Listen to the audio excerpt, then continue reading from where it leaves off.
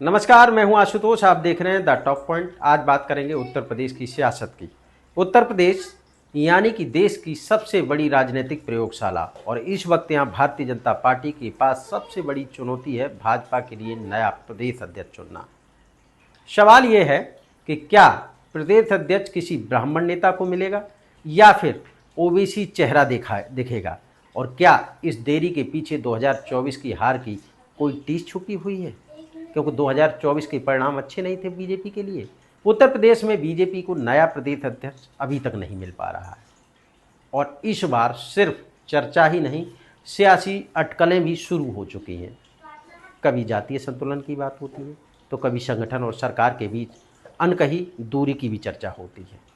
तमाम वो बातें हैं जो राजनीतिक गलियों से उठती रहती हैं। पार्टी नेतृत्व तो मान रहा है कि 2024 के नतीजों में उत्तर प्रदेश का प्रदर्शन उम्मीद के मुताबिक नहीं था, और इसी वजह से 2027 में एक भी चूक भारतीय जनता पार्टी नहीं करना चाहती है। इसलिए जो प्रदेश अध्यक्ष बनेगा वो केवल एक नाम नहीं होगा, बल्कि एक संदेश भी होगा। जातियों को भी और कार्यकर्ताओं को भी ध्यान में रखते हुए प्रदेश अध्यक्ष का निर्णय लिया जाएगा।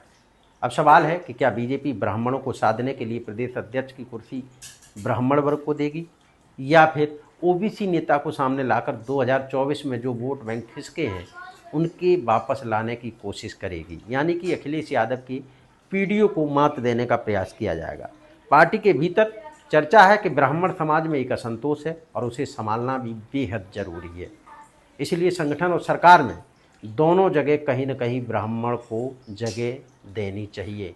लेकिन अध्यक्ष की घोषणा से पहले उत्तर प्रदेश में मंत्रिमंडल का विस्तार हो सकता है। सूत्रों के मुताबिक कई मंत्रियों की कुर्सी खतरे में है। कुछ नए चेहरों को जगह मिल सकती है, और पार्टी इस बार परफॉर्मेंस के आधार पर काम करेगी। न जाति चलेगी न पहचान, सिर्फ काम को तवज्जो दी जाएगी। जिसका काम अच्छा होगा उसी को जगह मिलेगी। इसी बीच विपक्ष भी पीछे नहीं है। समाजवादी पार्टी के राष्ट्रीय अध्यक्ष अखिलेश यादव ने तंज कसते हुए कहा कि बीजेपी को पीडीए के आगे कोई अध्यक्ष नहीं मिल रहा है उत्तर प्रदेश के लिए। लेकिन हम आपको बता दें कि लोकसभा में अमित शाह ने कहा था कि हमारे यहाँ अध्यक्ष को कार्यकर्ता चुनता है, ना कि कोई परिवार तय करता है। और यही वजह है कि बीजेपी के अध्यक्ष चुनने में थोड़ी सी देरी होती है। लेकिन असली तस्वीर ये है कि बीजेपी नेतृत्व बहुत सोच समझकर कदम रख रहा है, क्योंकि जो नाम आएगा वही चेहरा 2027 में पार्टी की कमान थामेगा। एक चूक, एक गलत संदेश पूरी रणनीति उलट सकता है।